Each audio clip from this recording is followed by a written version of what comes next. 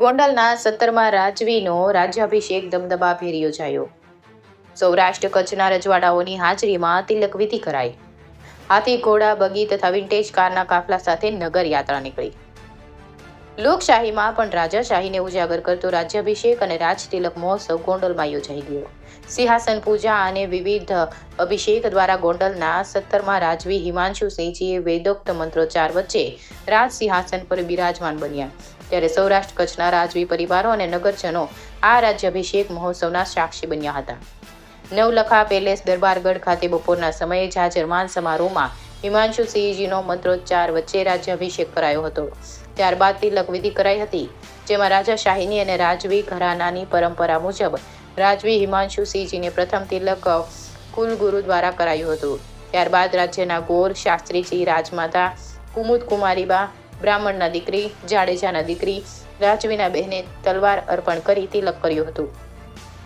ઉપરાંત શહેરના પ્રતિષ્ઠિત નાગરિક દ્વારા તિલક કરાઈ વિધિ સંપન્ન કરાઈ હતી. બાદમાં મહારાજાની છડી પોકારાઈ હતી. પદપાદ, ધનપાદ બાદ 4 વેદના મંત્રોચ્ચાર કરાયા હતા. આ વેળાએ કચ્છના રાજવી પરિવાર દ્વારા તલવાર અને આશાપુરા માતાજીની ચૂંદડી અર્પણ કરાઈ હતી. આ પ્રસંગે દ્વારકા શારદા પીઠાધીશ જગતગુરુ શંકરાચાર્યજીના શિષ્ય નારાયણ નંદજી, પરબધામના પૂજ્ય કરશનદાસજી સહિત સંતો મહંતો મોરબી, જામનગર, જસદણ, વાંકાનેર, રાજકોટ, વઢવાણ, ટેરા, કચ્છ, લીંબડી, વિલખા, ભાવનગર, વીરપુર, અચ્છરોલ, રાજસ્થાન સહિત રાજવી પરિવારો, પૂર્વ રાજ્યમંત્રી ભૂપેન્દ્રસિંહ ચુડાસમા, સાંસદ રમેશભાઈ ધડુક સહિત મહાનુભાવ ઉપસ્થિત રહ્યા હતા. આ તકે અનુરુદ્ધસિંહજી જાડેજાએ નેક નામદાર હિમાંશુસિંહજી સાહેબને ચાંદીની તલવાર ભેટ આપી અભિનંદન પાઠવ્યા હતા. રાજતિલક બાદ ભવ્ય નગર યાત્રા નીકળી હતી, જેમાં હાથી, ઘોડા, ઊંટ, 4 ઘોડા સાથેની બગી, 20થી વધુ વિન્ટેજ કાર સહિતનો કાફલો જોડાયો હતો. રાજવી હિમાંશુસિંહજી બગીમાં બિરાજમાન થયા હતા. રાજ્યાભિષેક પછી રાજવીની પ્રથમ નગર યાત્રા હોય જાણે રાજાશાહી યુગ જીવંત બન્યો હતો. વિશાળ નગર યાત્રામાં હજારો લોકો જોડાયા હોય ગોંડલના રાજમાર્ગો ટૂંકા પડ્યા હતા. ઉદ્યોગ ભારતી ચોક, ભૂરા બાવાના ચોરા સહિત ઠેર ઠેર નગર યાત્રાના સ્વાગત સાથે રાજવીનું અભિવાદન કરાયું હતું. અહેવાલ આશીષ વ્યાસ. મહારાજા સાહેબ શ્રી એ પણ હિમાંશુસિંહજી મહારાજ એમને પોતાના શુભાશીર્વાદ, શુભેચ્છા અર્પણ કરી રહ્યા છે. દરેક રાજવી પરિવાર એટલો આનંદિત છે કે પોતાના જે નાના મોટા ભાઈ છે એના જીવનની અંદર, એના રાજ્યની અંદર સારી રીતે સુશાસન કરી શકે એ માટે દરેક વ્યક્તિ આશીર્વાદ અર્પણ કરવા આવે છે. દરેક વ્યક્તિની નજર ઉતારે છે. દરેક વ્યક્તિ એનું કલ્યાણ થાય માટેના શુભ આશીર્વાદ અર્પણ કરે છે.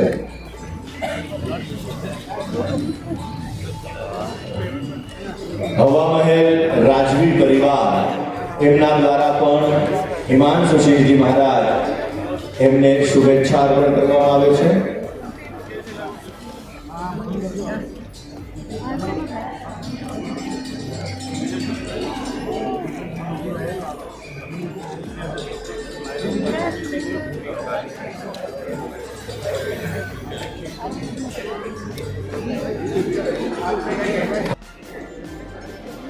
હવે રાજકોટના ઠાકોર સાહેબ શ્રી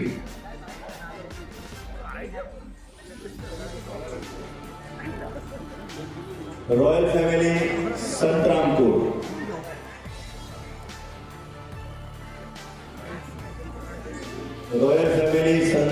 તરફથી પણ પહેલા તો હિમાંશુસિંહજી મહારાજની નજર ઉતારવામાં આવે છે કે એના જીવનની અંદર કોઈ પણ વ્યક્તિને સારી ને ખરાબ બે પ્રકારની નજર હોય, કોઈ પણ પ્રકારની નજર ન લાગે ને જીવનમાં એનું કલ્યાણ થાય એ માટે સુંદર મજાની શુભેચ્છા અને આશીર્વાદ અર્પણ કરવામાં આવે છે.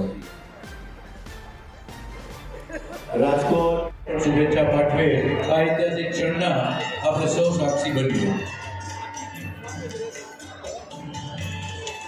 રાજમાતા સાહેબ એટલે માત્ર ખાલી મહારાજા હિમાંશુસિંહજી સાહેબરાજ માતા ન કહેવાય, પરંતુ ગોંડલ રાજ્યના દરેક લોકોના મા સ્વરૂપ માતા તરીકે કહેવાય. તો આપણે સૌ રાજમાતા સાહેબને સન્માન સાથે તાળીઓથી વટગડાવીએ. તાળીઓના ગડગડાટથી આપણે સૌ રાજમાતા સાહેબને વધાવીએ.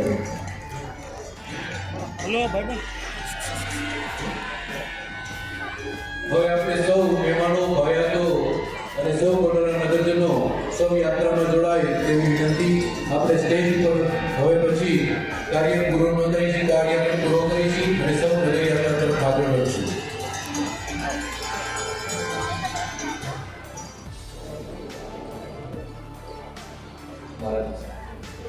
થોડુંક આમ ફોટો આવી જાય.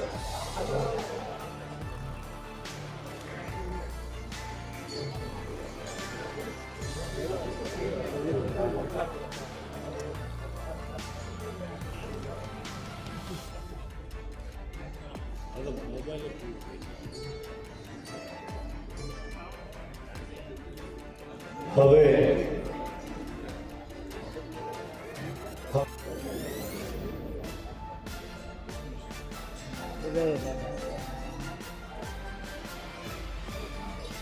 ધર્મપરાયણ સદાય ગો બ્રાહ્મણ હિતાય આ લોકો જ આ બાજુ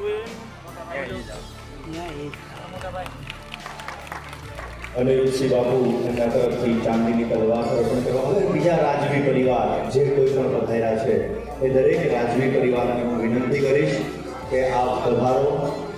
આપ પધારી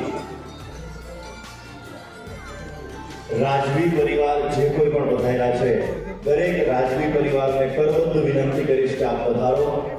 હિમાંશુસિંહજી મહારાજ એમને આપ આશીર્વાદ અર્પણ કરો, કારણ કે આપના નાના ભાઈ છે, કોઈના મોટા ભાઈ કોઈના નાના ભાઈ છે, અને પોતાના નગરની અંદર સારું સુશાસન ચલાવી શકે, પોતાના નગરની અંદર લોકોનું કલ્યાણ કરી શકે, એ માટે તમારે બધાએ આશીર્વાદ અર્પણ કરવાના છો. આજે ગોંડલના 17મા ઉત્તરાધિકારી મહારાજા હિમાંશુસિંહજી સાહેબનો રાજ તિલક મહોત્સવનો પ્રારંભ થઈ ચૂક્યો છે.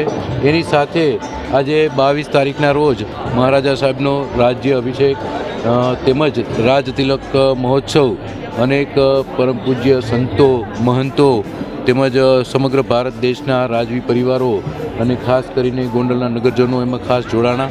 આ સાથે જ્યારે તિલક કાર્ય પૂર્ણ થયા પછી અને મહારાજા સાહેબ તરીકે પ્રસ્થાપિત થયા પછી પોતાની નગર યાત્રાની પણ ભવ્યતાથી આપણે ગોંડલના પૂરા સમગ્ર શહેરની અંદર ફરી અને લોકોએ ખૂબ જ સમર્થન આપ્યું છે.